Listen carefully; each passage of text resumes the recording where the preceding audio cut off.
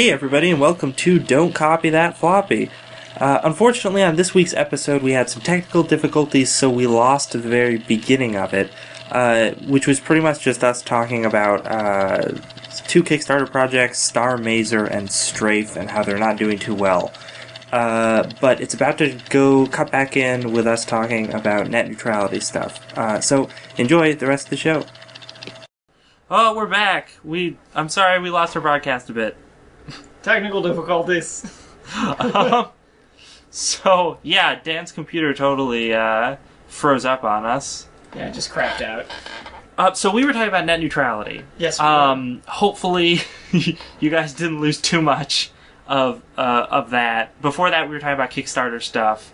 I'll try to edit our two pieces of our podcast together as one thing as best I can after this, for all of you listening on iTunes. But, yeah, so net neutrality, the internet seems like it's going to be okay. Seems like the head of the FCC came out with a statement saying that he was for reclassifying the internet as Title II, which would make it like a utility in the U.S., and makes it so that internet service providers cannot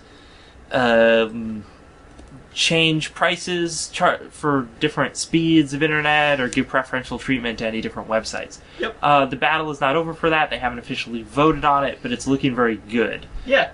I mean, this is the first good news we've had about that in a while. Oh, yeah. Beyond just net neutrality continuing to exist. So, yeah. What do we got for Nintendo news? Nintendo, according to a Polygon article from today, February 6th. Nintendo is aiming to stimulate sales by introducing more low-cost software. Satoru Iwata confirmed to the Nikkei. I don't know what that is, but we'll find out. So they plan to remake older titles for Nintendo 3DS systems, as well as releases previously seen on smartphone devices. The plans to offer this content at prices as low as just a few hundred yen, according to Iwata. That's like 3 cents. Yeah, sure. But so yeah, they're clearly. I mean, they've been doing this for a while with like the Virtual Console, and so this seems like kind of a natural progression of that, and especially one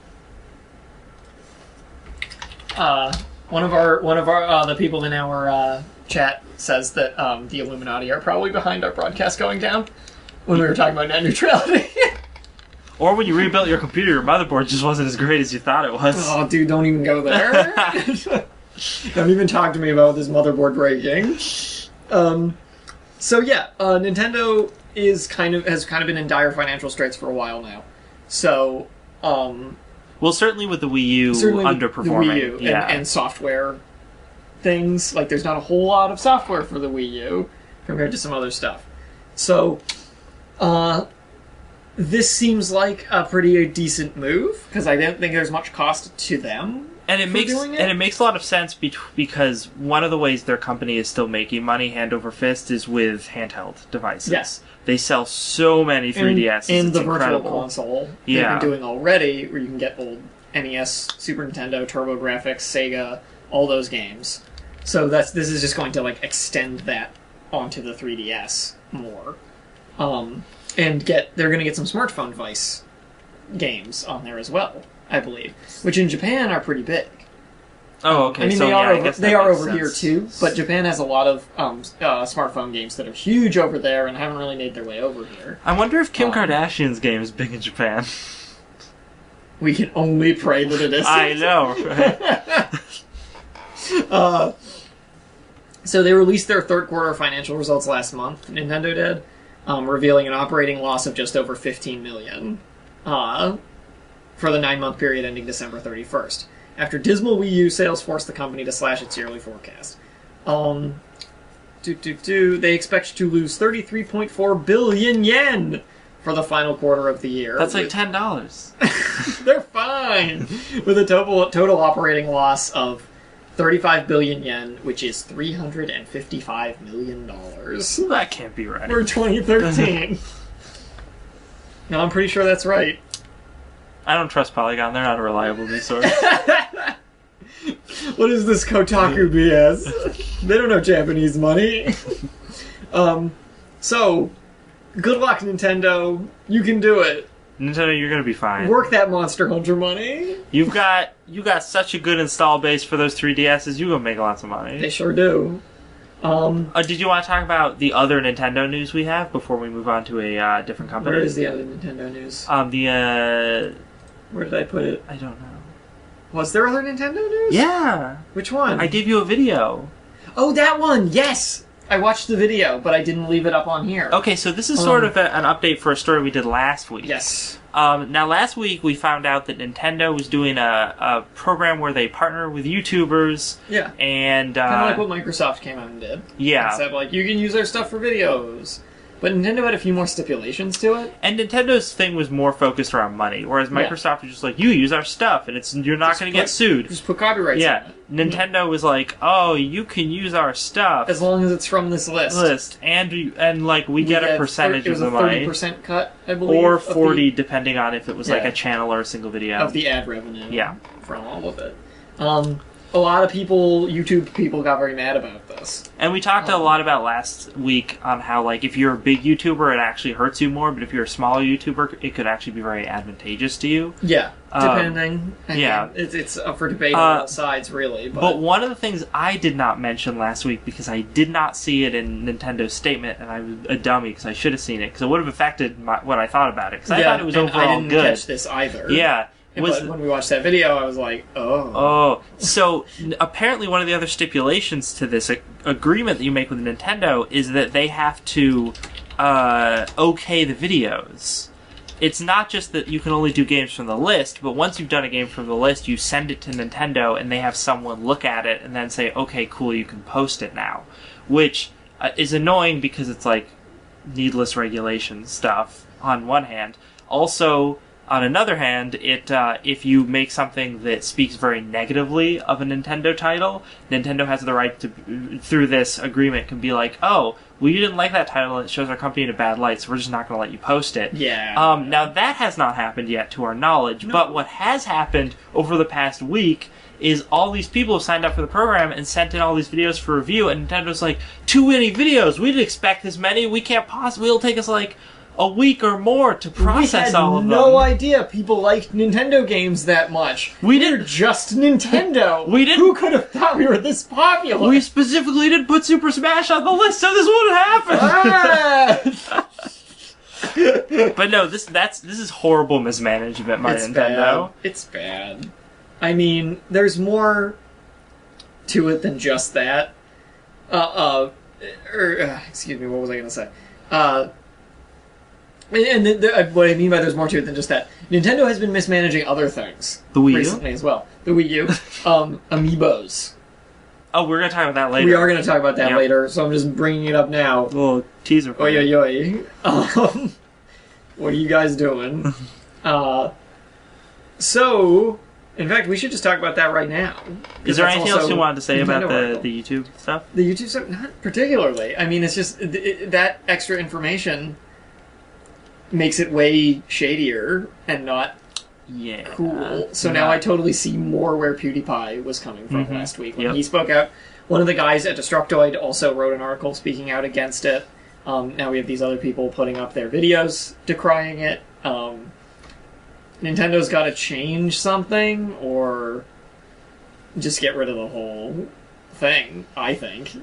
Because, I mean, if they're already bungling the processing of these videos for people, and it's like, oh, here's a day, you have a 3-day delay on your video, which turns into a 1-week delay, which turns into a 2-week delay, like, that can really mess up somebody's channel. Oh, totally. Like, big time. And like we talked about before, there was, we talked about before last week how some of these channels make their livelihood off these videos. And if Nintendo screws up all of their releasing of videos, that can actually mess with their income. Oh, significantly, yeah. So, I mean, it's a little less terrible because since all of the games on the list that you can do this with are games that have already been released, like if they were applying this to new releases, it would be horrible. Because not being able to get your footage out the day the game comes out can, like, kill you. Right. If you're trying to monetize videos of the gameplay. A side thing I want to mention. We have a chat. If you go to chipit.net and you see on the top menu bar there's a button that says chat, you can click on it. It'll bring you to a little login, and get that audio out of here. I didn't know what it was. I thought it was video game related. It wasn't. It might have been. We could take the time. I needed to take a chance. You were talking. All right. So you can go into the chat. It'll bring you to a little login. You don't need to already have an account with Chipbit. You can just type in any username you want for your handle and then enter the chat. Yep. And if you do that between 7 and 8 when we broadcast, you can talk to us live. There's actually some people already in the chat sending us video links that we can't watch because we're on the air. Yeah. Come on. I mean, we could watch it. We wouldn't be able to hear it.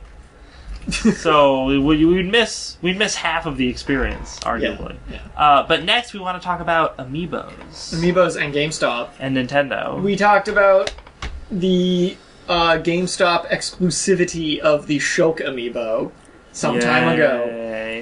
Those Shulk Amiibos are on their way to stores right now, but not as many of them as they're supposed to be.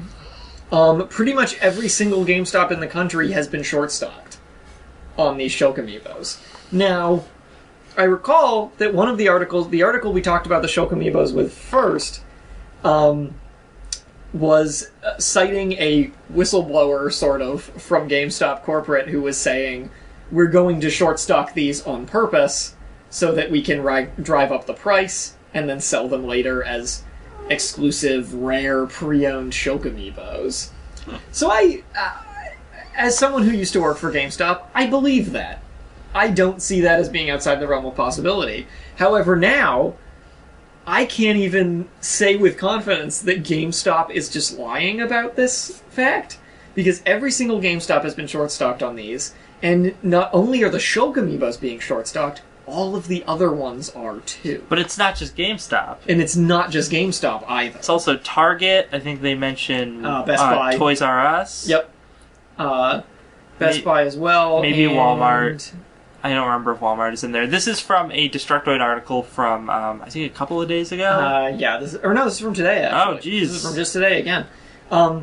So, not only this, some people are claiming that their orders for Shulk in particular, since you can only get them on GameStop, their pre-orders have been outright canceled. See, okay, so this is the thing. When we had the whistleblower from GameStop, when we talked about that article a little while ago, one of the things I recall them talking about is they would get enough for pre-orders, and then there would be, like, none for the store. Yeah. So you could get one if you pre-ordered. They weren't being that big of a jerkbags about it. Yeah. But now they're not even getting those. So is this Nintendo's fault? So yeah, my assumption, because other places are getting messed up by this, is GameStop tried to do their shady thing, or did their shady thing where they're like, we'll order less. And then Nintendo was like, oh, I'm sorry, we didn't produce as many as we meant to, and GameStop's like, well, now we're super screwed, because we were already ordering less to screw our customers, and now we're getting less than that, so we can't fulfill our pre-orders. Yeah. Which is a good reason why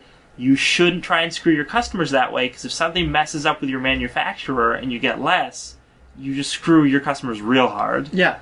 Also, the Amiibos that are coming out right now are Wave 3A. So the first part of Wave 3 of figures are coming out. Shulk is part of those. Rosalina was also a store exclusive. She was a Target exclusive. Yeah, I was going to say, I thought she was Target. And roughly there were 50 or more figures of her at some Targets. And they all sold out really fast, but they were there.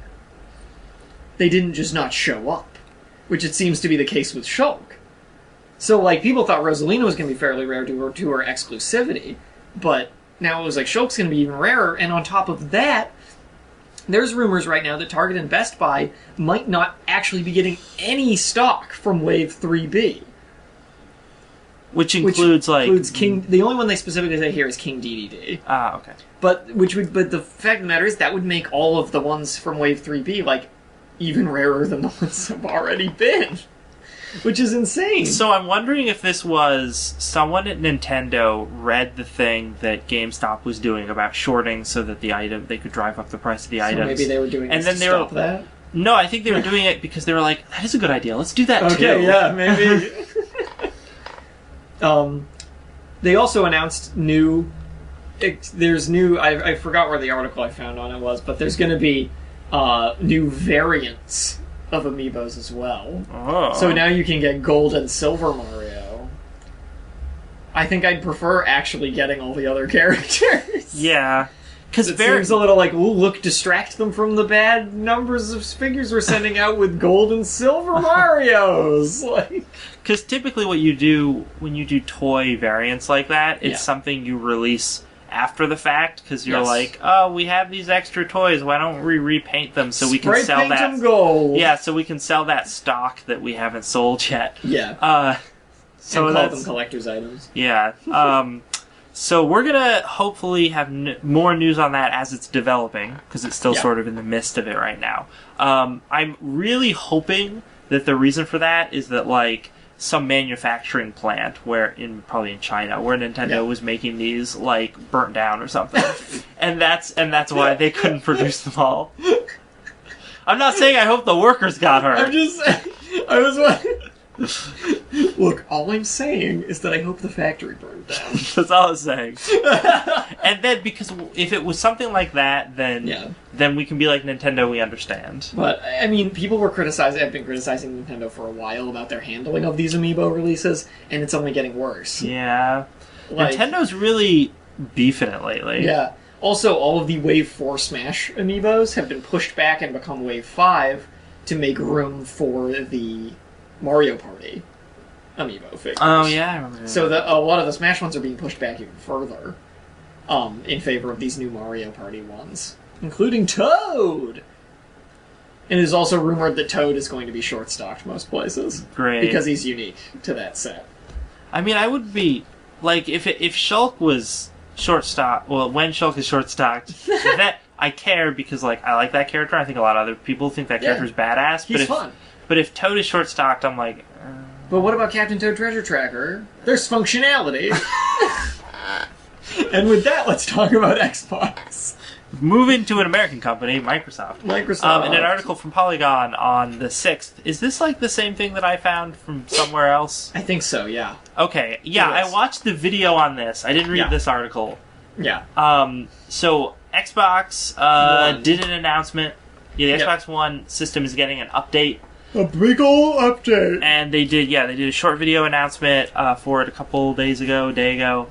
Yep. And it sounds Your pretty controllers good. sync up faster now. You can get into a game ever so slightly faster. Whoa. Yeah, there's nothing groundbreaking in this update. No. It's mostly just like, let's fix some bugs and improve on stuff. Yeah. There's stability improvements with some of the wireless controller disconnect issues. Yeah. There's like quicker connections. There's game hubs where you can go to basically talk about certain games. So it's like a little mini forum. Oh, okay. So that's what I thought was the biggest part of this. Yeah. This introduction of game hubs, which is They're sort also of like smoothing out party chat. And making that's that better good as well. So this is Game Hubs is sort of like Facebook for games, even though games are already on Facebook. But Yep. So it's like a social media tool for games, and the idea is like you'll go to it and you can see posts by the developers, because the developers are the ones who manage the game pages, which makes sense. And they will hopefully, the way it's intended to be used is that the developers will post, like if you play a game and you stream it to Twitch, and then send that to the developers, they can be like, oh, we'll feature that on this like profile page for the game, which is a really cool idea. Yeah. And when you go to that profile page, there's also like a drop-down menu that has options for playing the game, streaming the game, commenting on the game, all sorts of different stuff. So it just seems like they're trying to infuse this social media stuff into the Xbone.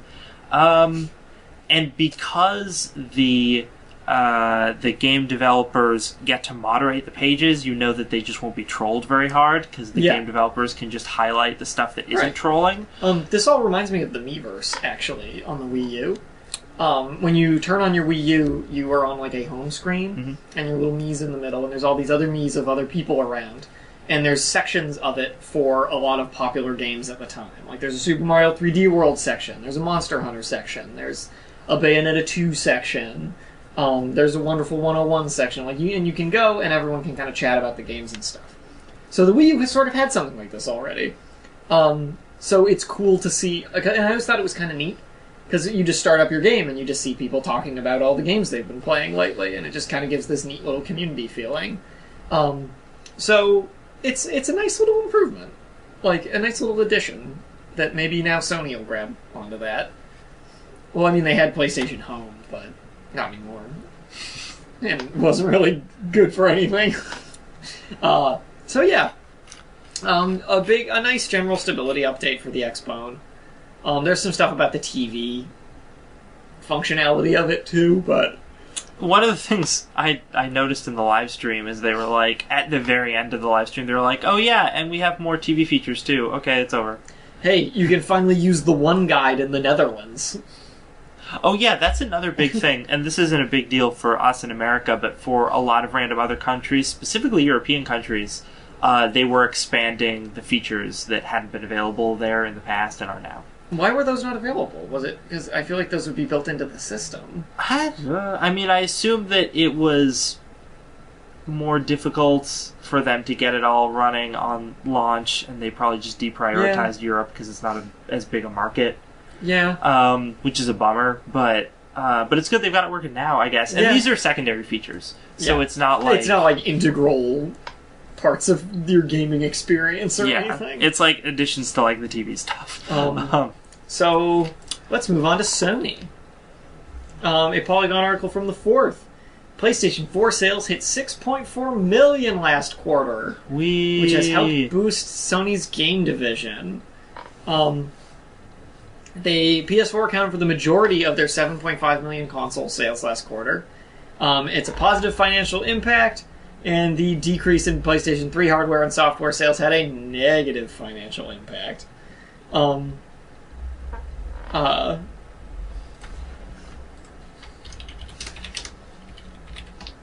Sorry, hold on a second.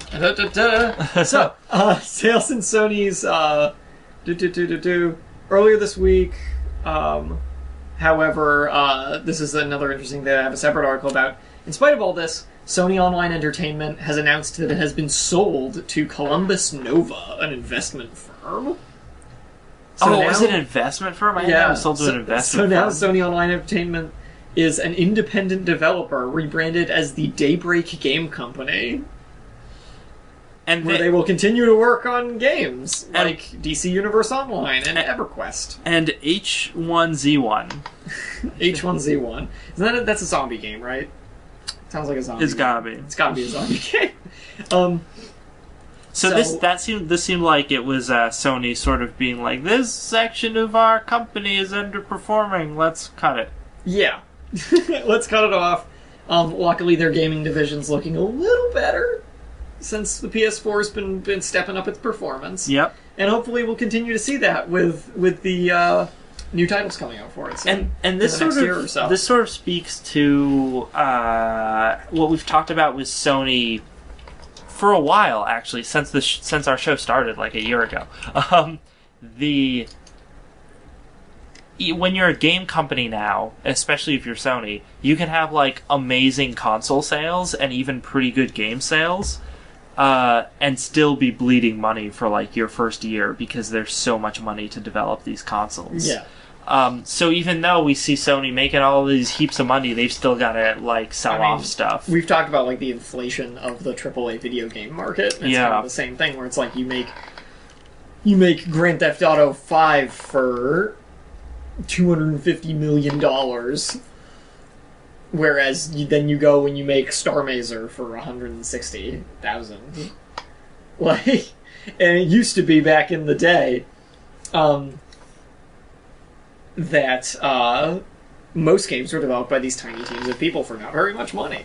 But now with the increase in technology and the increase in demand and need for more designers and graphic people and story writers and everything, like these teams have gotten so big and the technology's harder to use and everything takes longer. It's funny. And it's just so much more money involved, and the consoles are the same. I was reading a thing about Atari in the early 80s and how they crashed and everything. Yeah. And it was funny because prior to their crash, they were like, their games would be made by like a couple of people in basement, and they would give them like 6 or 7 months to make the game. And because it was just a couple of people making it, they could keep costs way down.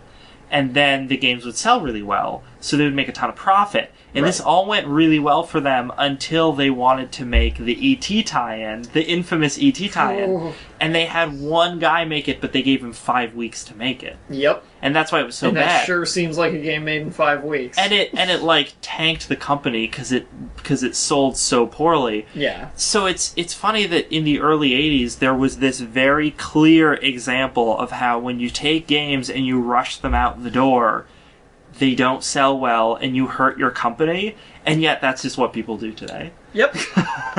Assassin's Creed Unity, ladies and gentlemen. Although those games do sell well. They do, which today. is the thing, because there's so much marketing behind them. Yeah. So we mentioned Sony Online Entertainment has now become the Daybreak game company. They did a little post on Reddit saying that it'll be business as usual and all Sony Online Entertainment games will continue their path of development and operation. And in fact, they expect to have more resources available to them as a result of the acquisition, which means exciting new developments for their existing IPs, as they can now fully embrace the multi-platform world we are living in. So this seems good. I can't tell if this is like generic, we got bought and everything's great spiel. Great. Or if Columbus Nova is wonderful. Yeah, I can't tell if it's that or if it's actually true. Yeah. And if it's true, then it could just be a case of like, Sony had been bleeding money for a while, so they've been giving us very little money for this, part of their company. So, all things considered, this is probably positive as far as our development of titles goes. Yeah. So hopefully that's what's going on for all you people. We'll find out. Yeah, for all you people like H1Z1. I don't know any of you, but I'm sure you exist. Oh, did they manage EverQuest? Yeah, they do. They do, don't they? They totally do. I know. Let me tell you something. My cousin, big into EverQuest. He loves it. He's been playing it ever since launch. He's never stopped.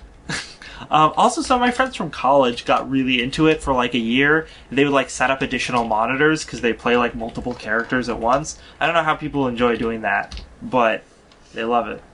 They do. They love it. What are we talking about next? We're talking about a really exciting announcement from Netflix. Actually, before we do that, let me do a bump for the show. Go for it. So you're listening to Don't Copy That Floppy, a weekly video game news podcast. I'm sure if you're listening to us live, you're very confused because you tuned into Chip It. You want to hear chiptune music, and that's not what this is. I'm sorry. Too bad. Don't worry, after 8, it'll be back to that. So we're a weekly video game news podcast hosted by me, Lex, and my co-host Dan, and we broadcast every week on Fridays from 7 to 8 p.m. Eastern Standard Time.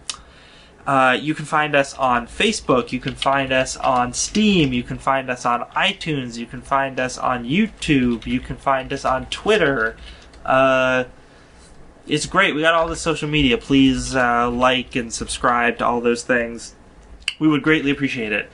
It would make us feel real happy. And if you're listening to the show live right now, you can jump into our chat by going to chipit.net, chat in the top menu bar, and log in. You don't have to already have a username, profile, or whatever. You can just type in whatever. Right. And Dan is in the chat right now. I sure am. I'm Cool Guy Dan. You can ask us questions, tell me how much you don't like the show, or how much you like the show. Right now we're talking about the great video game crash of 2018. It's gonna happen. It's gonna happen. Actually, no. I think that the game market has actually insulated itself against that because of indie titles. Yeah. There'll still be like stuff. Yeah, like even good if the stuff big will still companies come kinda out. Crash and burn a bit. Mm-hmm. So Netflix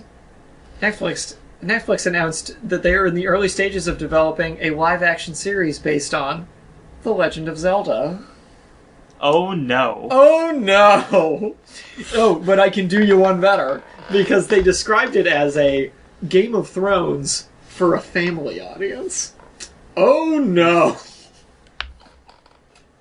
This is not good news. See, it's funny because people in television and movies love to describe things like other things that are pre-established. It's like Game of Thrones or Lord of the Rings, but with a lighthearted, kid-friendly tone. But what's stupid about doing that for Zelda is that Zelda's been around since what, the late 80s or the early 90s? Why don't you just make a show that's like Zelda? Yeah, you don't need to compare it to something. It's been around for 20 years. It's been its own thing. The first one was released in 1987. Oh, it is late 80s. America, yeah. So, almost 30 years. We got that amazing animated series in 1989. And we got that incredible Super Mario Bros. Movie in 93. And since those, Nintendo has been notoriously protective of their IPs. So I'm surprised they're allowing this to happen at all. Me too. This is funny. It's still a long way off, they say. Remember a couple weeks ago we did a story about how people were contacting Nintendo to do a new Super Mario Brothers movie. Yeah. And then it's funny that we hear about this shortly thereafter. This announcement was from the Wall Street Journal. Today. A real news source. Yeah. Wall Street Journal on the pulse of Legend of Zelda live-action series. I guess. But all I can think of when I see this is the Zelda live-action series, but also the really terrible Zelda games that Nintendo didn't make. Oh, the CDI ones. Yeah. The CDI Zeldas. Yeah. Yeah. Why, can't wait to bomb some Dodongos. Excuse me, princess. It's like Game of Thrones. It's just like Game of Thrones. But for kids. Yeah, but for kids. I'm so hungry, I could eat a Octorok. Think of Game of Thrones if you took out all the adult elements of it. It just wouldn't be a show. It would be nothing. It would be 3 seconds of a pretty landscape and some guy in armor. And then it would end. And that's all it would be. Yeah. I think I should be king.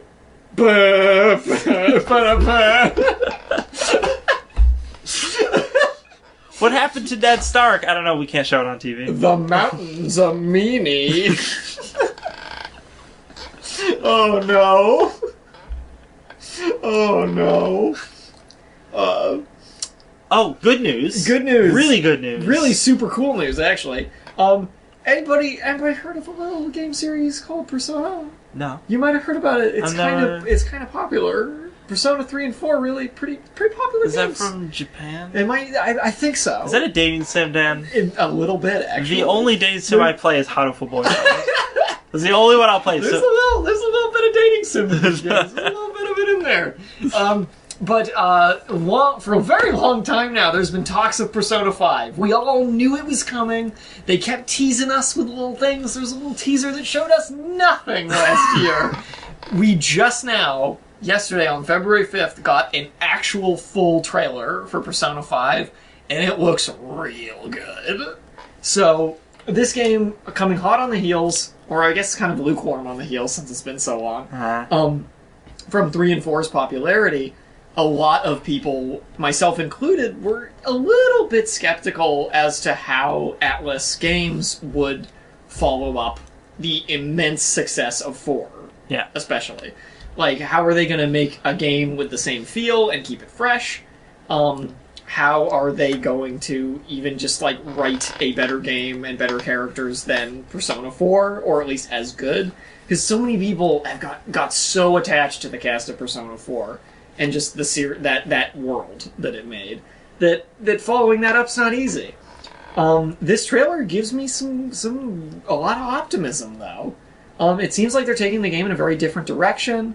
For anyone who doesn't know, Persona is a Japanese RPG series set in the real world, our modern day, where you play as, in 3 and 4 at least, you play as a high school student. And the game has this weird duality where you are living your normal daily life and hanging out with people and just doing regular things and going to school. Dating pigeons. Mirrored with these dungeon-crawling JRPG turn-based battle things, all given a backdrop of a dark fantasy story.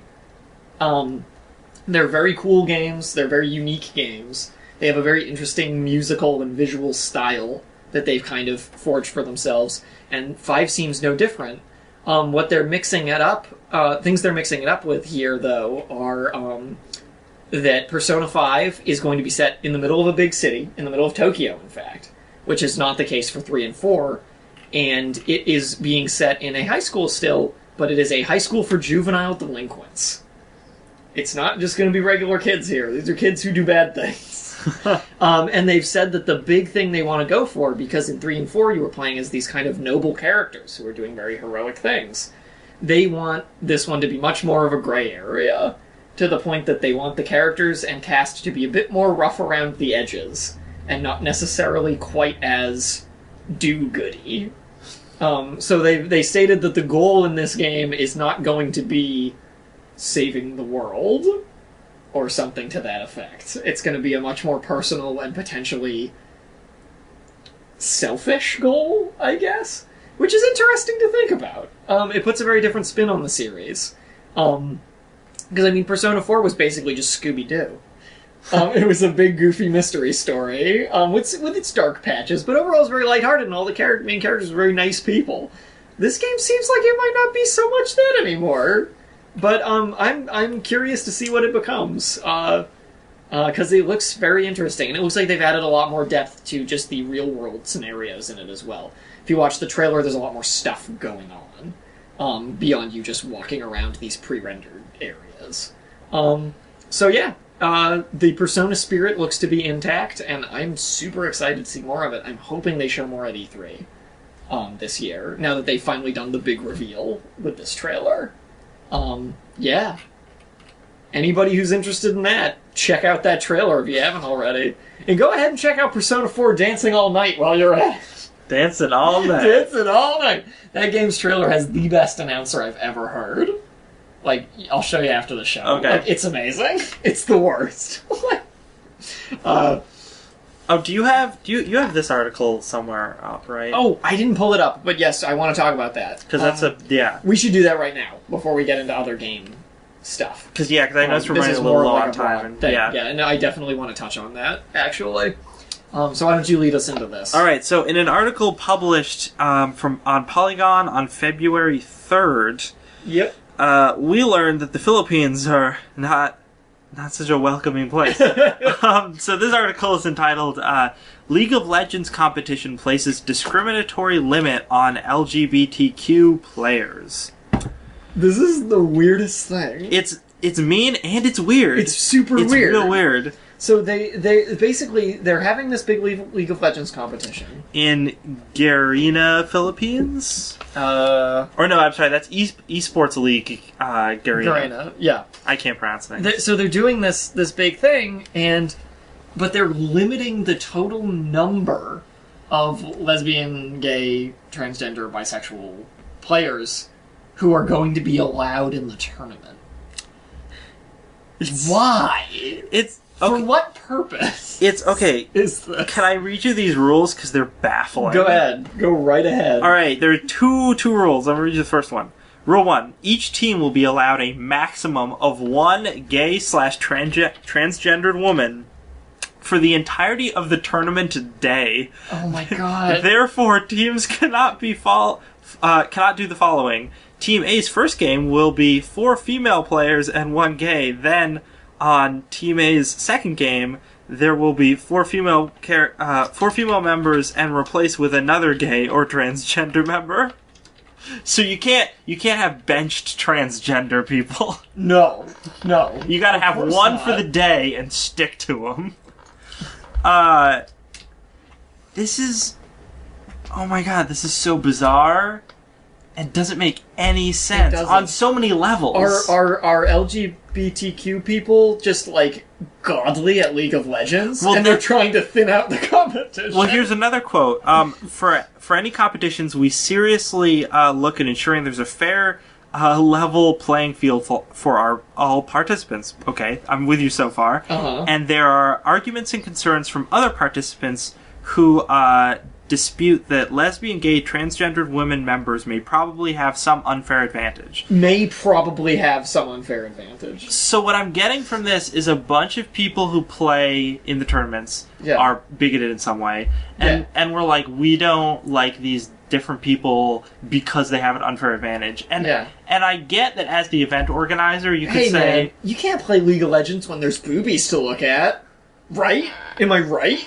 But what if it used to be a guy who now has boobies? That's just confusing. That's really confusing. I can't play League of Legends like this. That's almost as confusing as the rules they made up. No, but so I'm sort of with you if you're the League of Legends. If you're the esports league and a bunch of the people who are playing are complaining about this and saying we want things to be fair and we don't think it's fair because of these people, then I would say if you're the esports league, okay, let's look into it and make sure that it's still fair. Obviously, it would still be fair because how would it affect their gameplay? But okay, look into it, fine. But they didn't even do that. They said, oh, people complained, so we decided to institute this bizarre policy. Yeah, it's ridiculous. Because, like, if the people are really mad because they're bigoted, that LGBTQ players are participating, then you think the league would just ban LGBTQ players. And that wouldn't be the right thing to do either, but at least it would make sense. Right. Like, from their train of logic would make sense. Yeah, but what they did here is just bizarre. This insane, arbitrary law, rule. Instead, they're treating it like gay and transgendered women are like super players, so you can have them, but you can only have one. They're the Saiyans of the League of Legends. Yeah. Competition. Like, this doesn't make... Every defeat only makes them stronger. Doesn't make any sense! And why would having more of them make your team better? Remember, LGBTQ people, you're Super Saiyans. Yeah, apparently. In the eyes of the Filipino. Yeah. League of Legends. According to these people, you're really good at League of Legends, and if there was an entire team of you would literally destroy everything. Yeah, no other team would be able to stand up to you. None could stand it. So, in a way, it's kind of a compliment. I guess. So, I mean, we'll follow... When is this competition supposed to be occurring? Is there any... February 22nd, Is any of the hubbub about this making any headway with getting the rule changed, do you know? Well, Riot Games is like, well, guys, this isn't cool. Right, and they're in charge of it. Yeah, it's their game. It's their game.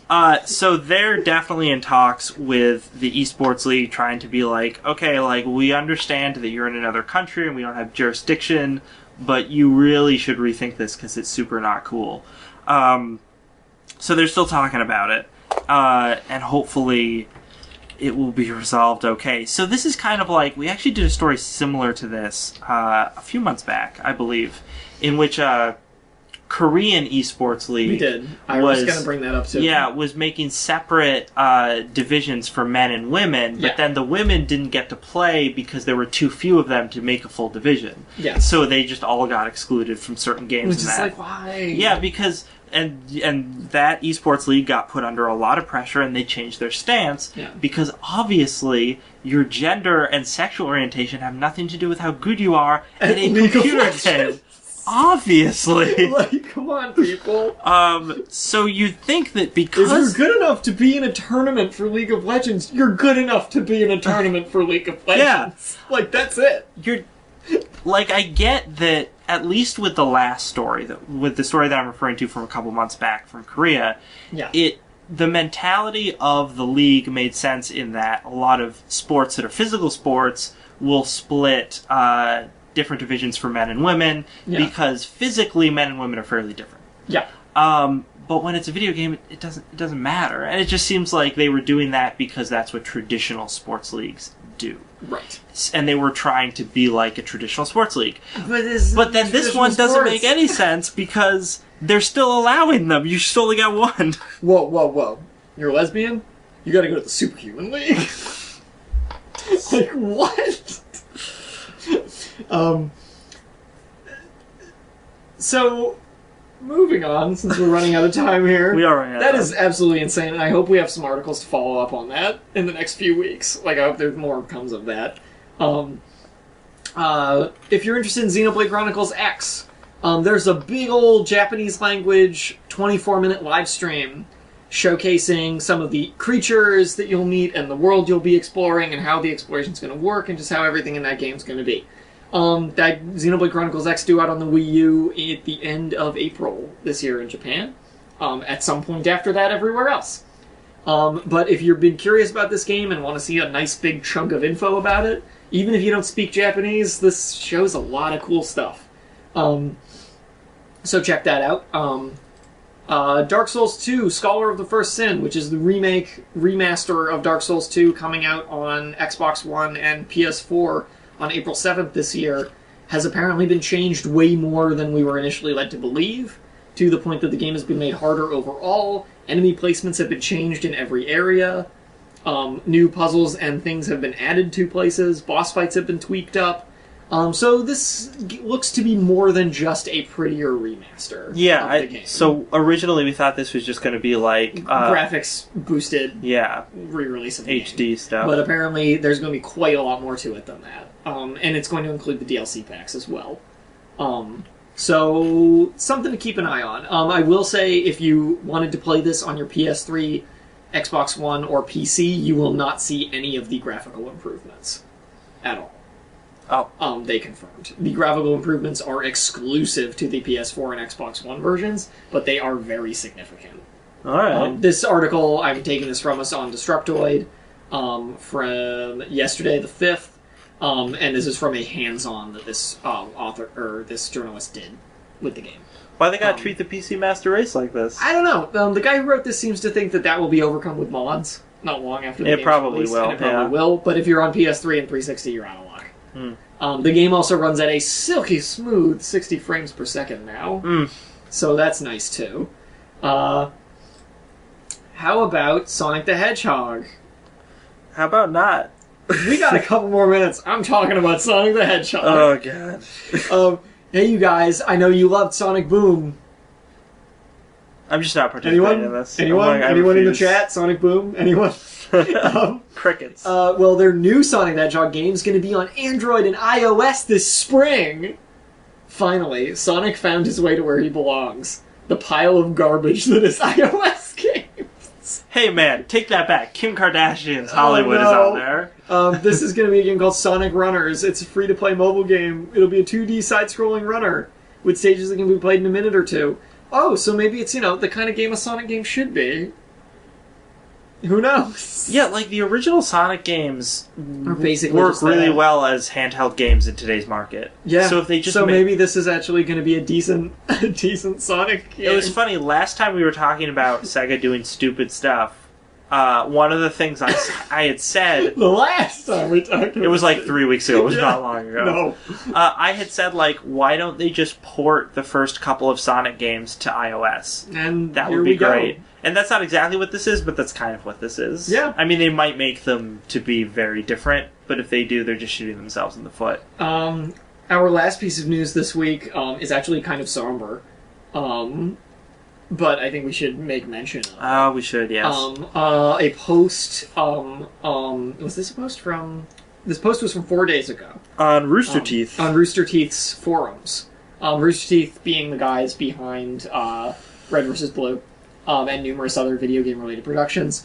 Also, specifically, recently, Ruby, the anime-styled web series that they did.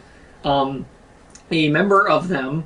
at age 33, Mr. Monty has passed away after he entered a coma from a very severe allergic reaction.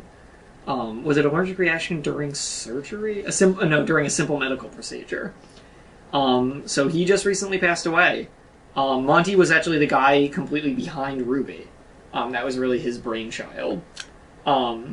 So this is shocking and sudden news. Yeah, it's really sad. Because he was... I haven't watched a lot of his stuff. I had watched a lot of the Red vs. Blue stuff that he worked on. I mean, I had my criticism about Ruby, but the 3D action choreography work he did for it was excellent. It was absolutely excellent.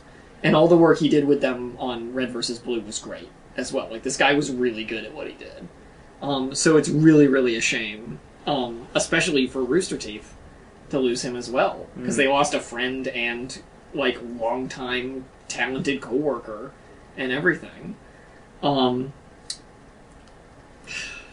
don't know what else there is to say about this. It just kind of sucks. Our hearts go out to his family. We really lost a really great talent. Yeah, and I mean, and he was such a big part he played such a big part along with the rest of Rooster Teeth in the video game community, the fan community. That it's really, really, it really sucks. Oh yeah, because that's how he got started, is he made fan videos. Yep. And then Rooster Teeth were like, you know what you're doing, come work for us. Yeah, and they've become this prolific thing with his help. So it's a real bummer, and we'll all, I guess, have to wait and see what comes of Rooster Teeth without him. I'm wondering how it's going to affect their work, if at all. And with that, we're pretty much out of time. Want to talk about some of the upcoming games? Yeah, what just came out? Game of Thrones Episode 2 just came out. The Telltale Games one. We got Evolve coming out this coming Tuesday. Yep. Monster Hunter 4 Ultimate a week from now. I'm very excited about that one. Yeah. Alongside Legend of Zelda Majora's Mask 3D. Yeah. And the new 3DS system. Yeah. On that same day. So there's some good stuff coming up. Look forward to all that. Or just get playing Game of Thrones Episode 2, if that's your thing. Man, Nintendo's just getting ready to make so much money in the next week. Yeah. And we do have Total War Attila sneaking up on us as well. Yeah. For those PC gamers who want some good strategy in their lives. Which is me, because I already have it pre-ordered. Yeah, and with that, we have been Don't Copy That Floppy. So final plug of the show. We are Don't Copy That Floppy. We're a video game news podcast. We broadcast every week live from 7 to 8 p.m. on chipit.net.